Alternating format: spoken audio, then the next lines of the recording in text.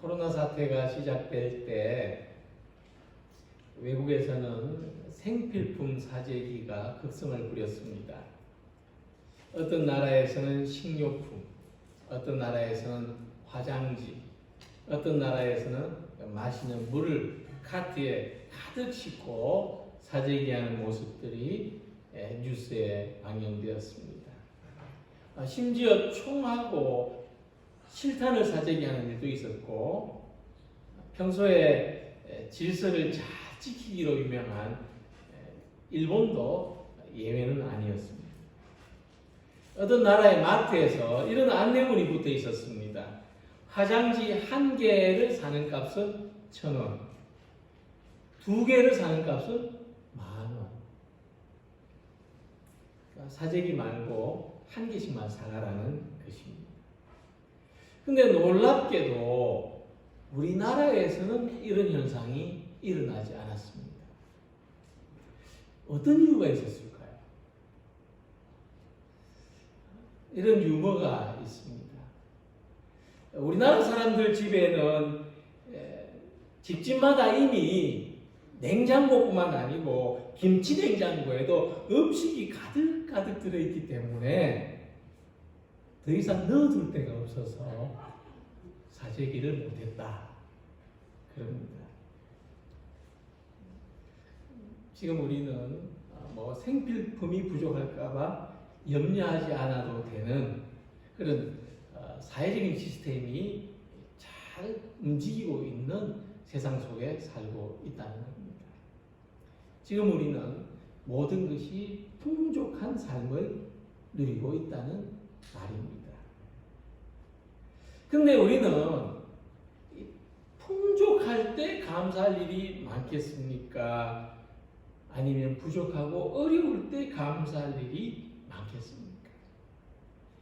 풍족한 건 좋은 겁니다만 사람들은 풍족할 때 풍족한 것에 대해서 감사를 잘 하지 않는다 합니다. 가진 것이 풍족하고 넉넉할 때는 그것이 당연한 줄로 알기가 쉽습니다. 우리가 지나온 시간들을 생각해 보면은 비행기 타고 외국 나가고 그냥 국내 어디 차 운전해서 가서 맛있는 거 먹고 오고 당연한 걸로 생각하지 않았습니까? 오히려 더 많은 욕심을 내죠. 하지만 부족하고 아쉬울 때는 작은 것 하나에도 감사하는 마음을 가지게 되는 것입니다. 자, 그러면 풍족하지만 감사할 줄 모르고 사는 것이 좋겠습니까? 비록 모든 것이 부족하지만 감사하며 사는 것이 좋겠습니까? 물론 풍족하면 좋겠습니다. 하지만 풍족한 가운데서도 이 모든 것이 하나님의 은혜인 것을 감사하며 살면 좋겠습니다. 우리는 그것이 많든지 적든지 하나님께서 복을 주신 대로 감사하며 살아가는 사람들이 되시기를 소망합니다. 유대인들에게는 오매를 세는 풍습이 있습니다. 6월절부터 오순절까지 매일 밤마다 하루 또 하루 이렇게 세는 풍습입니다. 6월절부터 오순절까지는 7주간입니다. 49일간입니다. 그런데 6월절에 볼이 추수를 시작하죠. 낫을 대기 시작합니다. 그러면 그 기간에 또 밀이 자라요. 그래서 오순절에 밀까지 추수를 끝내게 됩니다. 이 49일 동안 추수를 하는 거죠. 그러니까 매일 저녁 기도를 드린 다음에 감사의 찬송을 부릅니다. 첫째 날 밤에 오늘이 오멜의 첫날입니다. 둘째 날 밤에 오늘은 오멜의 둘째 날입니다. 이렇게 오늘은 오멜의 49째 날입니다. 세는 거죠. 쉽게 말하면 오늘은 한 단을 거두었습니다. 오늘은 또 한 단을 거두었습니다. 2단째입니다. 오늘은 3단째입니다. 이러는 거예요. 이 풍성한 수확을 하나님께 감사하며 하루하루 살아가는 것입니다. 비록 우리는 코로나로 인하여 여러 가지로 제한된 삶을 살고 있습니다만은 이 어려운 시기를 지내는 동안 그동안 생각하지 못했던 감사를 헤아릴 수 있으면 좋겠습니다. 우리 육신을 위해서 일용할 양식을 주실 뿐만 아니라 우리 영혼을 위해서 신령한 만나를 주신 하나님께 날마다 새롭게 감사, 또 오늘 새롭게 감사하는 그런 우리 성도들이 되시기를 바랍니다. 오늘 함께 읽은 이 말씀은 맥추절을 맞이하는 신앙의 자세에 대해서 가르쳐주고 있습니다. 먼저 곡식을 추수하기 위해서 처음 낫을 대는 날부터 추수를 다 마치는 날까지 날짜를 헤아리라 하는 이 말씀이죠. 7주를 셀지니 곡식의 낫을 대는 첫날부터 7주를 세어라. 이 6월절부터 오순절, 이것은 이제 이스라엘의 종교력입니다. 6월절, 오순절, 이렇게 종교적으로 지키는 날이 있는 거죠. 근데 농사력이 또 있습니다. 맥추절, 초실절이죠. 6월절은 초실절부터 오순절은 이 맥추절. 이렇게 49일 동안 하루하루 감사를 드립니다. 우리가 농부의 일을 생각해 보면은 그렇습니다. 농부는 열심히 밭을 갈고 씨를 뿌립니다. 또 돌보았습니다. 근데 하나님께서 이른 비와 늦은 비를 내려주시지 않으면 아무것도 거둘 수 없습니다. 그래서 우리의 삶에 추수할 곡식이 있다는 것, 그것은 그만큼 감사할 일들이 있다는 것입니다. 자기 집 옥상에 심은 그 텃밭에 풋고추 하나를 따고 오이 하나를 따고 가지 하나를 따고 그때마다 감사하는 마음, 하나님께서 비를 내려주시고 햇빛과 비를 내려주셔서 감사하다는 것입니다. 우리의 삶에 거둘 것이 있다, 수입이 있다는 것도 감사할 일입니다. 하나님의 말씀은 우리의 삶의 모든 것이 하나님의 은혜에 감사하는 것으로 맞추어져야 된다는 것을 가르쳐주고 있습니다. 왜냐하면 우리는 이미 주신 것에 감사할 줄도 모르고 또 아직 주시지 않은 것을 아쉬워하거나 원망하는 마음으로 살아갈 수도 있기 때문에. 그러나 예수님 말씀하시기를 너희 중에 누가 염려함으로 그 키를 한 자라도 더할 수 있겠느냐 하셨습니다. 아쉬워한다거나 원망한다는 것은 염려하는 마음에서 나오는 겁니다. 그러니까 앞으로의 삶에 대한 염려가 있기 때문에 지금이 아쉽고 또 원망이 되는 거죠. 근데 우리의 삶은 염려한다고 해서 뭐 어떤 게 생긴다든지 걱정한다고 해서 적은 게 갑자기 많아지는 게 아니라는 겁니다.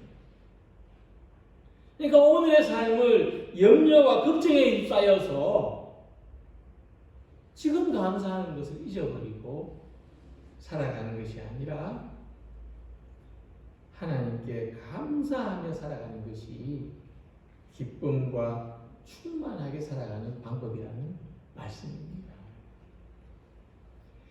자, 49일 동안 하루에 한 가지씩만 감사한다고 해도 49가지 감사할 일이 있습니다. 자, 보리를 추수할 때부터 밀을 추수할 때까지 49가지를 감사할 수 있다면 뭐 그 사이에 포도를 수확하거나 무화과나 뭐 감람나무 열매를 수확한다든지 그렇다면 얼마나 또 더 많이 감사할 일이 있습니까? 또 그 사이에 소가 새끼를 낳고 양이 새끼를 낳는다면 또 그 감사가 얼마나 더 풍성합니까? 이것은 꼭 경제적인 측면에서만 보자는 것이 아니고 우리에게도 최소한 49가지의 감사할 일이 있다. 최소한 하루에 한 가지는 감사할 일이 있다는 것을 기억하시기 바랍니다. 삶의 염려와 걱정에 이 감사가 짓눌리지 않기를 바랍니다. 하나님은 우리에게 풍성한 은혜를 주셨고 또 날마다 은혜를 베풀고 계십니다. 사람이 아직 가지지 않은 것에 대해서 지금 없는 것에 대해서 욕심을 내지 않고 이미 주신 것에만 감사하며 살아도 우리의 감사는 헤아릴 수 없을 만큼 많은 것입니다. 오늘 이 맥주감사주일은 감사의 제목을 해야 된 날입니다. 49가지의 제목을 기억하고 감사하는 날입니다. 금년 한 해가 시작되고 지금까지 짧다면은 6월 초부터 오늘 7월 첫 주까지 감사할 제목을 중심으로 우리의 지내온 날을 한번 계산해 보시기 바랍니다.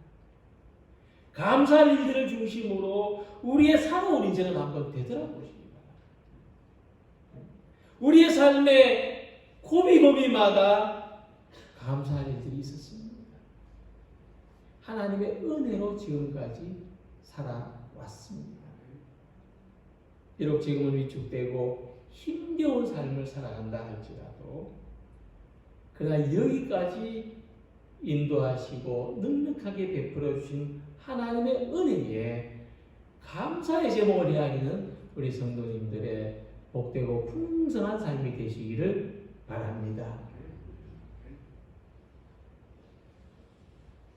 두 번째로 내 하나님 여호와 앞에 7절을 지키되 내 하나님 여호와께서 내게 복을 주신 대로 내 힘을 헤아려 자원하는 예물을 드리라고 말씀했습니다. 본문의 말씀은 우리가 하나님의 은혜에 대해서 감사하는 마음을 어떻게 표현해야 되는지 가르쳐주고 있습니다. 하나님께 제단에 예물을 드리는 것은 이 감사의 구체적인 표현입니다. 내 마음속에 있는 감사를 내 삶으로 나타내는 것이 제단에 예물을 드리는 것입니다. 그리고 이 예물은 복을 주신 대로 드려야 된다 그랬습니다. 그러니까 내가 받은 대로 받은 만큼 우리가 11조를 드리는 것처럼 받은 대로 받은 만큼 드리는 것입니다. 그리고 이 예물은 자원하는 마음으로 드려야 된다 그랬습니다. 누가 시켜서 아니고 어떤 압박을 받아서가 아니고 내 스스로 우러나서 드려야 된다는 것입니다. 그것은 우리의 감사가 구체적인 삶으로 드러나기를 하나님께서 원하신다는 말씀입니다. 누가복음에 보면은 예수님께서 10명의 나병 환자를 고쳐주셨을 때 9사람은 그냥 자기 집으로 돌아가고 한 사람만 예수님께 돌아와서 감사를 표했습니다. 그때 예수님께서 이 사람에게 말씀하셨습니다. 10사람이 다 깨끗함을 받지 아니하였느냐? 그 9은 어디 있느냐? 이 이방인 외에는 하나님께 영광을 돌리러 온 자가 없느냐? 자, 우리가 한번 이 말씀에서 생각해 봅니다. 과연 그냥 집으로 간 그 나머지 9사람한테는 감사한 마음이 없었겠습니까? 저는 그렇지 않다고 생각합니다.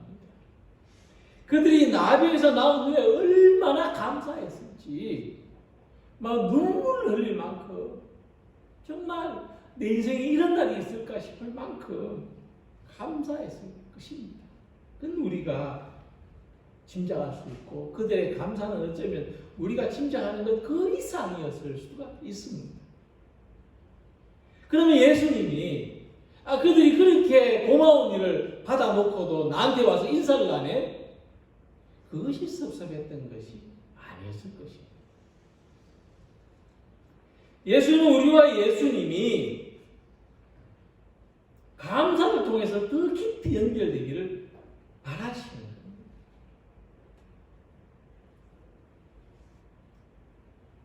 예수님께 감사하기 위하여 돌아온 그 한 사람은 사마리아 사람이었습니다. 그 시대의 사마리아 사람은 하나님과의 관계가 끊어진 사람들로 생각되었습니다. 그러나 그가 예수님께 돌아와서 감사를 표현함으로써 예수님과도 하나님과도 끊어진 관계가 이어졌다는 확인을 받았습니다. 그에게 이르시되 일어나 가라. 내 믿음이 너를 구원하였느니라 하시더라. 그래서 감사의 예물을 드릴 때 하나님께서 주신 것으로 감사하라 말씀하셨습니다. 복을 주신 대로 예물을 드리라 하는 것은 하나님과 우리의 관계가 감사하는 삶으로 연결되기를 원하신다는 것입니다. 그냥 당연히 내 것을 내가 가져가듯이 똑똑 따가는 것이 아니고 그때마다 감사, 그때마다 하나님을 배웠고 그때마다 하나님께 나의 마음, 나의 고백을 전하고 그렇게 우리의 삶이 감사로서 하나님과 연결되어야 한다는 것입니다. 그래서 하나님과 우리의 관계는 감사로 연결되는 관계입니다. 생명을 주신 하나님께 감사한다는 것은 무엇입니까? 하나님께서 내게 생명을 주셨다는 그 관계로 연결되는 것입니다. 일용할 양식에 감사하는 것은 하나님이 우리의 먹을 것을 책임져 주시는 관계로 연결되는 것입니다. 맥주 감사 주일에 추수한 곡식으로 감사를 드리는 것은 하나님께서 내게 곡식을 주시는 분으로 연결되는 것입니다. 그러니까 감사 예물을 드리는 것은 내 존재와 내 소유와 내 삶이 하나님과 뗄 수 없는 관계라는 것을 우리 스스로 확인하는 것이고 하나님 앞에서는 믿음으로 고백하는 것입니다. 그래서 우리는 하나님이 주신 복과 은혜를 헤아리면서 살아가야 할 뿐만 아니라 복을 주신 대로 감사를 표현하며 살아가시길 바랍니다. 복을 주신 대로 감사의 분량을 채우는 성도들이 되시기를 바랍니다. 감사를 통해서 우리 모든 것이 하나님으로부터 왔고 나는 하나님의 은혜로 살아가는 존재라는 것을 고백하는 믿음의 성도들이 되시기를 소망합니다. 그리고 맥주절은 과거 그들이 애굽의 종으로 살았다는 것을 생각하면서 지금 하나님이 주신 자유의 은총을 누리는 그런 절기입니다. 너는 애굽에서 종되었던 것을 기억하고 이 규례를 지켜 행할지니라 말씀했습니다. 하나님은 이 77절 맥주의 감사를 드릴 때에 과거에 너희가 종되었던 것을 생각해요. 그것만으로도 얼마나 감사한 일이냐. 그것만으로도 얼마나 축복된 일이냐 말씀을 하고 있습니다. 이 추수의 절기를 종으로 맞이하는 것과 자유인으로 맞이하는 것에는 너무나 극명한 차이가 있습니다. 이 추수를 하는 것은 풍성함이 있고 즐거움이 있지 않습니까? 근데 종으로 지낼 때는 이 추수한 것에 대한 소유권이 없습니다. 밤낮으로 힘써서 곡식을 얻는다 해도 자기 거 아닙니다. 그리고 그 추수한 것을 누릴 자유도 없습니다. 물론 주인이 좀 낮게 베풀어 주겠죠. 밥이라도 좀 낮게 주겠죠. 근데 나를 위해서 내가 쓰고자 할 수가 없습니다. 추수한 곡식이 많으면 오히려 괴롭고 힘듭니다. 그렇지 않겠습니까? 그래서 이스라엘 백성들이 애굽에서 종으로 지낼 때는 추수를 감사한 절기가 없었어요. 감사를 할 수가 없었죠. 감사할 일이 없었어요. 종한테는 감사의 절기가 아무 의미가 없어요. 나하고 상관이 없어요. 그런데 그들이 종에서 해방되어서 자유인이 되었고 하나님의 백성으로 감사의 절기를 맞이하게 됐습니다. 그들은 하나님이 주신 곡식으로 맛있는 음식을 먹을 수 있는 소유권이 있고 나를 위하여 쓸 수 있는 자유가 있습니다. 추수한 것을 하나님께 예물로 드릴 수 있는 이 소유권과 자유를 가지게 되었다는 것입니다. 우리가 추수한 것을 하나님께 예물로 드리는 것은 내가 물질의 종이 되지 않고 추수한 것에서 자유를 누릴 수 있는 그 기쁨을 가지는 것입니다. 그래서 하나님께 예물을 드리는 것에서 누리는 기쁨만 아니라 그것도 기쁜 일이지만은 내가 자유를 가진 사람으로서 내가 자원하여 스스로 원해서 하나님을 섬기는 그 기쁨을 충만히 가지는 것입니다. 이스라엘 백성들이 애굽에서 떠났을 때 그들은 자유했지만 그러나 시련에 부딪혔을 때 그 자유가 귀하다는 것을 깨닫지 못했습니다. 이 자유의 대가가 고작 이 황량함과 빈곤함 뿐인가 했습니다. 시련 앞에서 그들은 오히려 종의 생활을 그리워했습니다. 그래서 애굽에서는 고기도 먹고 떡도 먹지 않았네요. 그래서 애굽에서는 좀 부추도 먹고 마늘도 먹고 좀 조미료 양념도 있는 음식을 먹지 않았느냐. 종살이를 청산하고 얻은 자유의 대가가 고작 고기와 떡, 부추와 마늘 그것으로 비교했다는 것은 안타까운 일이지만 우리 삶에서도 현실일 수 있습니다. 그러나 우리가 이 고기와 떡의 종으로 살 것인지 아니면 고난을 감당하면서라도 하나님께 감사와 기쁨의 예물을 드리는 자유인으로 살 것인지는 비교할 수 없는 삶의 가치를 가진 것입니다. 그래서 종교를 가진 우리 신앙을 가진 하나님을 섬기는 우리의 삶과 그렇지 않은 삶과는 비교할 수 없는 가치가 존재한다는 것입니다. 우리는 그것을 생각할 수 있어야 됩니다. 하나님은 때때로 우리에게 자유냐 고난이냐의 문제를 가지고 선택을 요구하시고 시험하십니다. 그래서 애굽 땅에서 종되었던 것을 기억하라는 이 말씀은 경제적인 결핍을 각오하고서라도 하나님을 예배하고 하나님께 감사하는 자유가 얼마나 소중한가를 우리에게 가르쳐 주시는 것입니다. 오늘의 감사는 내가 선택하는 자유입니다. 오늘의 예배와 예물, 내가 선택하는 자유인의 삶입니다. 나의 자유를 누리고 나의 기쁨을 누리는 이 은총을 누리며 살아가는 성도들이 되시기를 바랍니다. 비록 송출이 능력하지 않을지라도 비록 눈물을 흘리며 씨를 뿌려야 되는 광야에 있을지라도 하나님의 은혜에 대한 감사의 제목으로 자기의 삶을 하루하루 헤아려 가시는 성도님들이 되시기 바랍니다. 복을 주신 대로 감사해 주신 만큼 감사의 분량을 채우는 삶이 되시기를 바랍니다. 환경이나 고난에 지배당하지 않고 나의 자유로 이것은 나의 자유입니다.